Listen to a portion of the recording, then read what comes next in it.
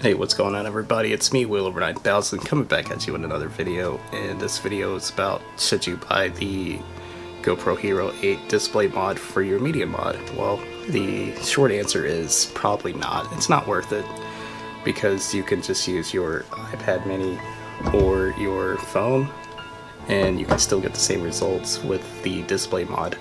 But the display mod does allow you to attach the display on top of the media mod case, but it just makes it a little bit more inconvenient because it's not touchscreen, so you can't do anything to adjust any settings on the go. So it's just best to use your old iPad mini 3 or phone or tablet that you have for your GoPro, or just buy something dedicated for your GoPro for controlling the camera.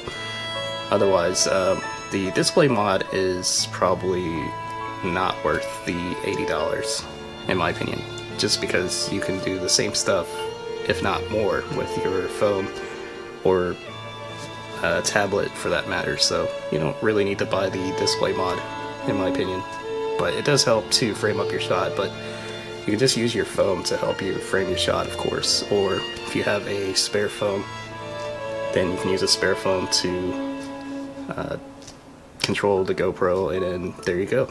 So that's just my opinion. I don't think it's worth buying for $80 at least, and of course that is my opinion, so some of you guys might find that the display mod may help you, but I don't think the display mod is worth it. So that's my opinion, and I will catch you guys in the next video, and enjoy your day.